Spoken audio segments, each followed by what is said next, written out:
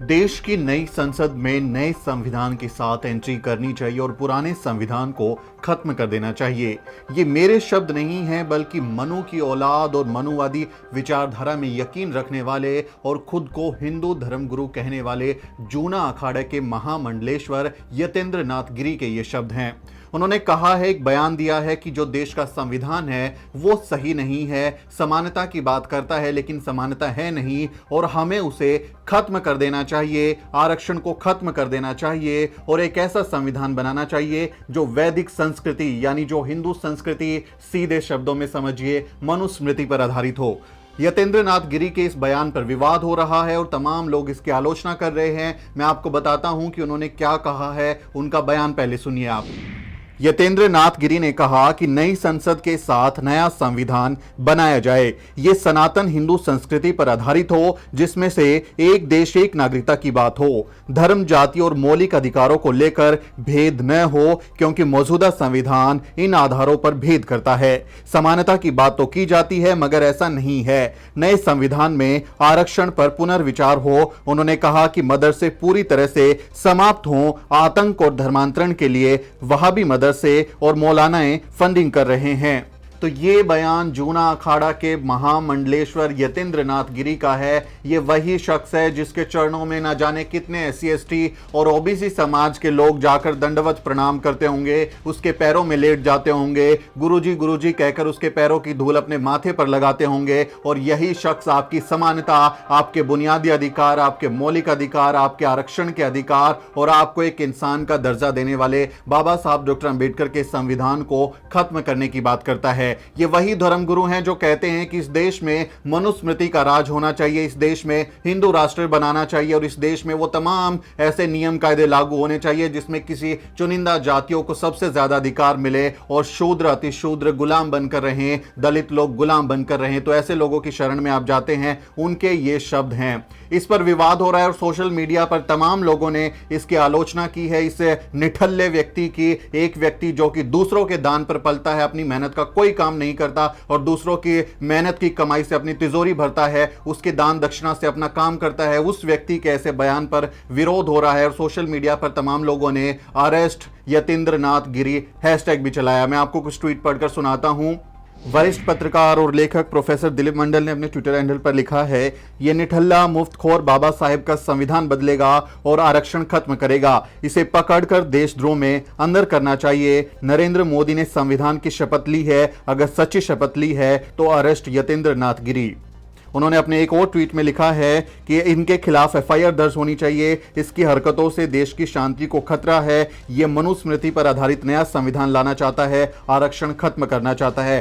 तो इनके अलावा तमाम लोग यतेंद्र नाथ गिरी की गिरफ्तारी की मांग कर रहे हैं। कपिल गोपालिया नाम के ट्विटर यूजर ने लिखा है कि ये असल में मनुस्मृति को लागू करना चाहते हैं और हमेशा से भारतीय संविधान और जो संवैधानिक अधिकार हैं उनको खत्म करना चाहते हैं। और यही नहीं, सिर्फ इन्होंने संविधान के तहत मिलने वाले बुनियादी मौलिक अधिकारों को खत्म करने की बात नहीं की है, बल्कि वो पुरातन पंथी जो कहती है कि हमने प्लास्टिक सर्जरी की है कि हाथी का सिर काटकर आपके सिर पर लगा देंगे, मैल से किसी व्यक्ति का निर्माण कर देंगे, वैसी परंपरा को ये लागू करना चाहते हैं। उन्होंने कहा है कि IMA जो इंडियन मेडिकल एसोसिएशन है उसको भी खत्म कर देना चाहिए। यानी कि जो ये एलोपैथी के डॉक्टर हैं जो इस समय कोरोना काल में जब सारे के सारे संस्थान नीचे बैठ गए हैं और सिर्फ डॉक्टरों का सहारा है, अपनी जान पर खेलकर जो कोरोना काल में लोग, जो डॉक्टर हैं, जो नर्सिंग स्टाफ है, जो पैरा नर्सिंग स्टाफ है, वो लोग मिलकर किस तरह से लोगों की जान बचा रहे हैं। ये कह रहे हैं कि डॉक्टरों को भी खत्म कर दीजिए। ये डॉक्टरी की जो पढ़ाई है, जो विज्ञान की बात करती है, जो तर्क की बात करती है और जो कहती है कि सच क्या है उसको पहचानो, उस पर भी ये कह रहे हैं कि ये तमाम तरह की मेडिकल जो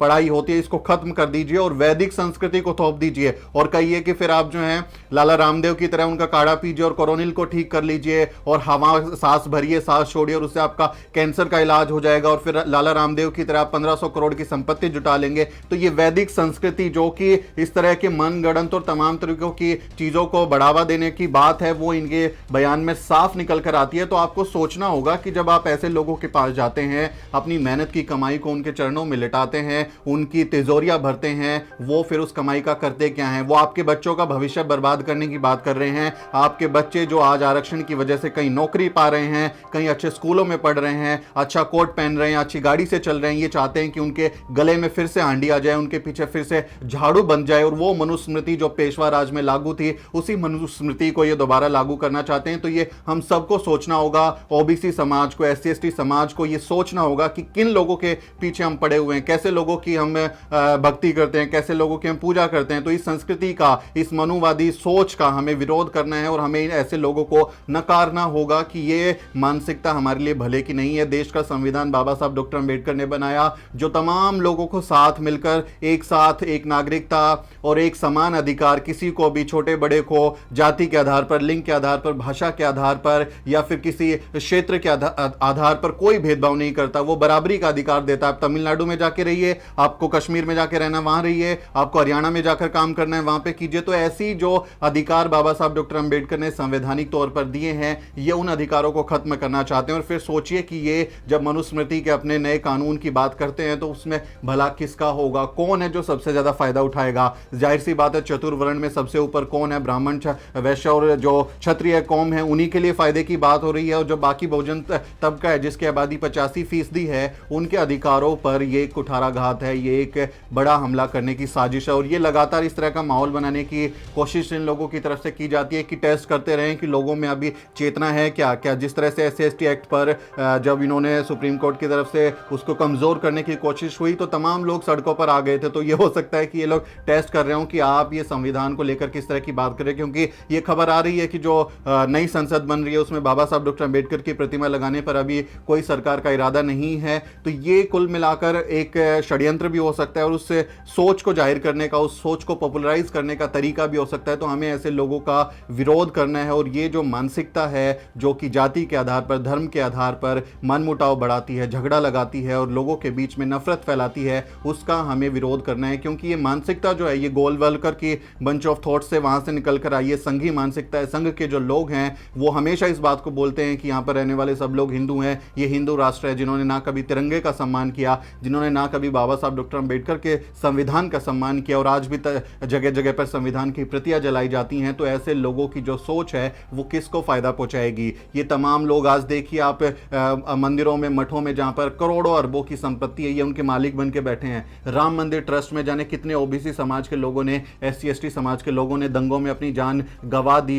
वो उसके एक तरीके से टूल बन गए उस पूरे आंदोलन का। और प्रधानमंत्री कौन बना? कौन है जो आज संपत्तियां बेच रहा है, चंपत रहा है? कौन है जो कि 2 करोड़ की जमीन को 18 करोड़ की मोल में खरीद रहा है, 18 करोड़ चुका रहा है? तो इस तरह से किसके घर भर रहे हैं, किसकी तिजोरी भरी जा रही है, कौन आपका नुकसान कर रहा है? ये बात हम लोगों को समझने की जरूरत है और ऐसे लोगों को हमें एक्सपोज करना चाहिए। आपका इस बारे में क्या कहना है? कमेंट के जरिए जरूर बताएं। ये वीडियो अच्छा लगा हो तो इसे लाइक और शेयर जरूर करें और साथियों आपसे अपील है कि हमारे चैनल को भी सब्सक्राइब जरूर करें। मेरा नाम सुमित चौहान है और इस वीडियो को बनाने में मेरी मदद कर रही हैं मेरी सहयोगी अजरा परवीन। अगले वीडियो में मिलते हैं साथियों।